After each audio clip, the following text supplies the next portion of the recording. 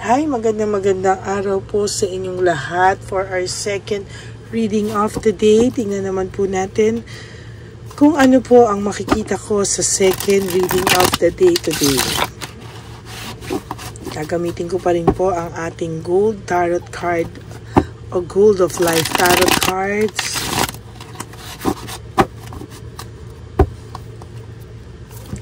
Palasahin muna po natin. Kamusta po kayo? I hope na masaya po kayo sa araw na ito, no? Sana po lahat ay napanood nyo na po yung ating first reading of the day bago po kayo tumalon dito sa ating second reading of the day. Ngayong buwan po ng October, no, lagi ko pong uulit-ulitin sa inyo yung shinare ko po sa inyo, bukod tanging shinare ko po sa inyo na ritual para sa mga tao, no, na gumawa sa inyo ng hindi maganda. Pero again, yan po ay gagamitin nyo lang po sa maganda. At yung pong insenso, na wishing insenso, no, i-upload ko po yan palagi, no, para kahit papano po ngayong month of October na akin pong birthday, no, on Tuesday yan, ay parang gift ko na po yan sa inyo sa aking birthday.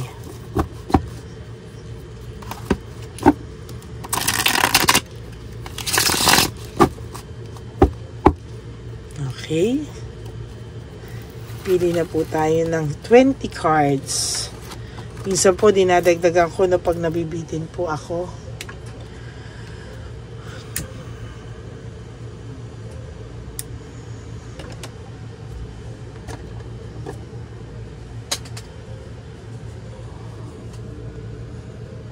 Okay. Pili na po tayo ng 20, sorry. So, 1, 2, 3,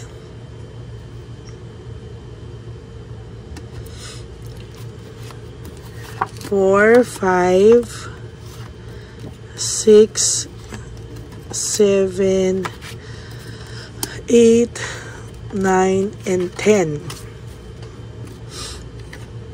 11, 12, 13, 14, 15, 16, 17, 18, 19, and 20.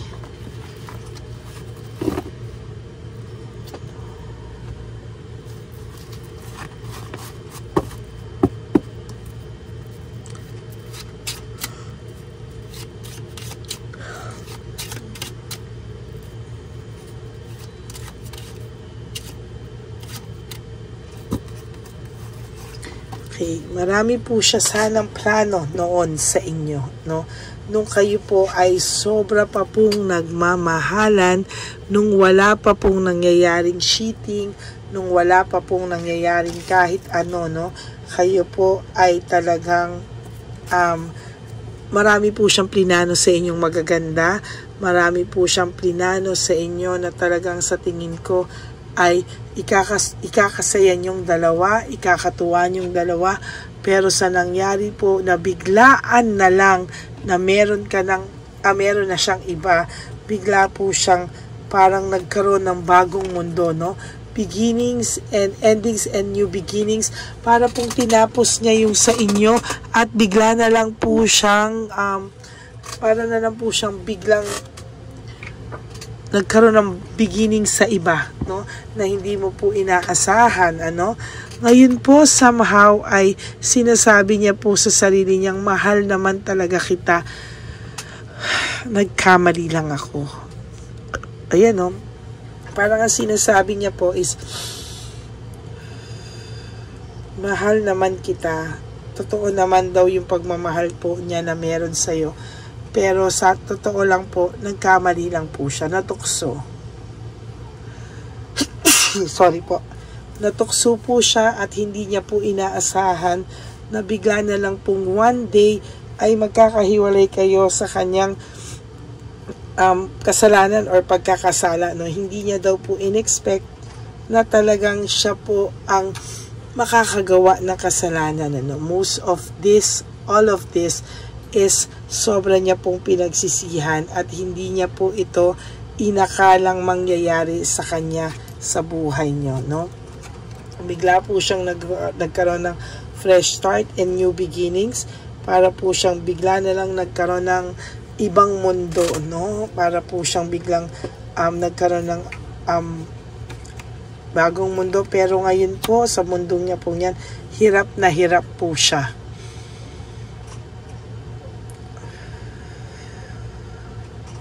May nakikita po ako ditong financial struggles. May nakikita po ako dito na biglang wala po talaga siya, oh.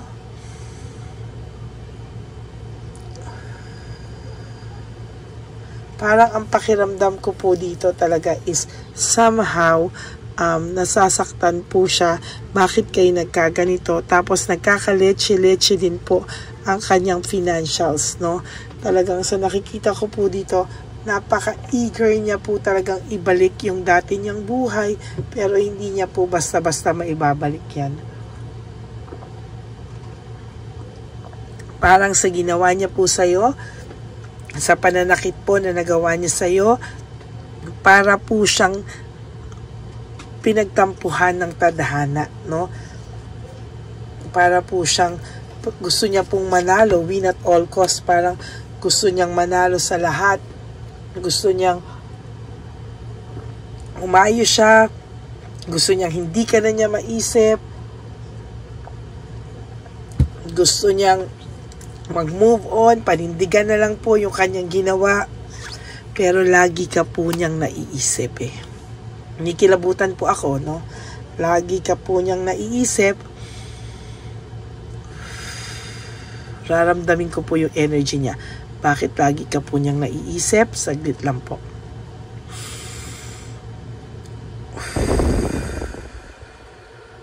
If you feel ko po yung vibration ng energy niya,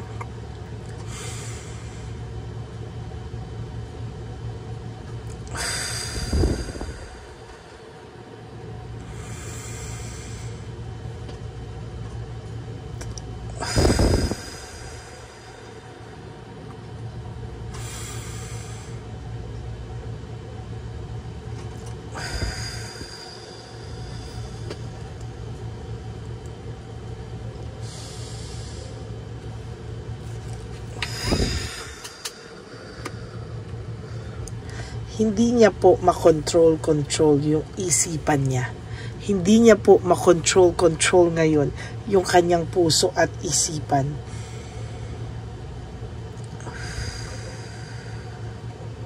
Sa ngayon po, nakapikit po ako, no, habang nagre-reading ako sa inyo. Binabasa ko, pinifeel ko rin yung energy niya. Sa nakikita ko po dito ay nahihirapan po siya harapin tong mga to. No? Naghahanap po siya ng purpose sa buhay. Gusto niya pong i-divert. Gusto niya pong i-divert, no, sa lahat ngayon, pero hindi niya po magawa dahil talagang naiisip niya po yung koneksyon na meron kayo. Naiisip niya po yung koneksyon at talagang sa nakikita ko po dito ay hindi po ito titigil mag-isip sa'yo sa mga susunod pang panahon. Napapagod po siya, sa totoo lang, nahihirapan po siya, pero sa totoo lang, hindi niya po akalain na darating ang araw na maiisip ka talaga nito at hindi ka mawawala sa isipan niya, no? Ang iniisip niya po ay masaya na siya nung nagawa niya to sa'yo, nakaligtas na siya, pero hindi po niya talagang totally hindi niya po magawa talaga yung ganitong pakiramdam, no? Meron po siyang dissatisfaction, lack of inner joy, no? Lungkot, no? There's deep sadness, negativity, no? Malungkot po ito, no? Kabaliktaran po ito ng joy, celebration, success, kabaliktaran po, no? The sun in reverse. Talagang sa nakikita ko po ngayon, talagang malungkot po ang taong ito. Wala rin po siyang magawang initiative, no? Talagang ito pong taong to ay imbes po na umayo siya, nawalan po siya ng initiative lalong mag-ayos ng buhay niya. Sabi ko nga po sa inyo, this person is just going with the flow, no? Nag-go with the flow na lang po siya, at sa nakikita ko po, pagod na rin po ito. No? Talagang sa nakikita ko po sa mga susunod na panahon, lalo po itong malulungkot, no? Hindi niya po akalain kung ano po ang mararamdaman niya, because sa lahat po ng mga nagawa niya, yung pag-iwan niya daw po sa iyo, leaving home, walking away, leaving everything behind, no, ay hindi niya po pinag-isipan. This is a quick decision, ano? Hindi niya po pinag-isipan, at talaga pong nakasakit sa iyo. There's heartbreak. Nasaktan ka po talaga ng sobra-sobra. At sa nararamdaman niya po ngayon, para po siyang nakakaramdam ng pagkakonsensya, no? Nakukonsensya po siya ngayon, at talagang marami po sa kanyang nangyayaring confusion, chaos, brutality. Talagang ngayon pa lang po nagsisink in sa kanya lahat. Oh my God, nabunot pa po natin ang The Tower, meaning ng The Tower is pagbagsak lahat ng pangarap, ng buhay niya, ng mga pangarap niya, mga ine-expect niya, expectations niya, disaster po, no? Kabaliktaran sa lahat sana ng gusto niyang mangyaring masaya, naging malungkot, satisfaction, na dissatisfied siya, gusto niya ng positive lang, naging negative lahat. Oh my God. No, talaga pong napagod na rin po ito, at siya po ang may kasalanan ng lahat ng yan. Self-victimization, no, na-trap po siya sa sarili niya talaga, no. Hindi niya po akalain na ganyan po ang mangyayari sa kanya. Akala niya po there is love, nakakakilig, nakakatuwa, pero over po ang stress niya, burnout siya, overstress siya, hindi niya po alam kung ano po ang nag-iintay sa kanya sa susunod na mga panahon, ano. Sa totoo lang po, magulong-magulo po ito, no. There is this reflection, ano. Nagre-reflect po siya, at talagang nag-iisip po siya, pero yan po ang pakiramdam niya po talaga. So that's it for your second reading of the day. I hope po na nakapag-resonate po kayo. Ang talaga naman pong minahal ka niya, nagkamali lang din naman po siya talaga, at pinapanindigan niya lang po yung maling nagawa niya sa iyo, no? So that's our second reading of the day. I hope na naka-resonate po kayo, and if you do, can you please give me a like and comment down below para naman po makita natin kung ano po ang nararamdaman nyo, or comments and suggestions nyo po, no, sa ating comment section. And for those of you po who would like to have a private reading with me, you can message me po at Lady Lee Elena, that's LADYLY Elena. Nasa dulo po yan ng ating video. Diyan nyo lang po ako makukontak. That's my only official and legit FB account. And sa totoo lang po, no, may mga random calls and messages po ako, and I hope one of these days ay maka-random calls rin kayo, no. Thank you po doon sa mga gusto rin magbigay ng super thanks, no. Nakakatuwa po kasi may mga nagbibigay po ng super thanks for my birthday, kahit 10 pesos, 20 pesos. Napakasarap po ng pakiramdam ko, no. At idadagdag po natin yan sa One Love a Day. Alam niyo po, yung paunti-unti po ay talagang sinasabi ko po sa inyo, marami din pong pag pinagsama-sama, at yan po ay idadagdag natin sa One Love a Day Christmas edition for our street lolos and lolas. Maraming salamat po. And for not skipping ads, thank you very much po, no. Thank you from the bottom of my heart. Ang lagi ko rin po sinasabi sa akin pong mga ever solid and loyal Lady Elena friends, family, and subscribers, I love you all from the bottom of my heart. Mahal na mahal ko po kayo, at nagpapasalamat po ako sa lahat din po ng pagmamahal na binibigay niyo sa akin. At sa birthday ko po, isa lang po ang wish ko sa inyong lahat. Sa Tuesday, pagdasal niyo po akong lahat, no, around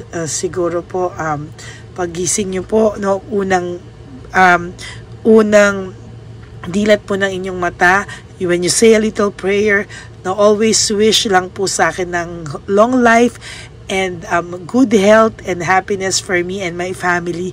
Yun lang po ang hinihingi kong birthday gift sa inyong lahat on Tuesday. Maraming salamat po and God bless you po. Lagi ko pong bilin sa inyo that life is too short. Don't make it shorter by stressing yourself from all the pains and heartaches na binigay sa inyo ng kahapon. Just surrender everything to the divine universe and just let go and let God write your life and love story. I will be back for another set of reading tomorrow. Huwag po kayong mawawala. Ako po ay magbabalik at maraming salamat po sa inyong lahat. God bless you all and I love you all. Bye!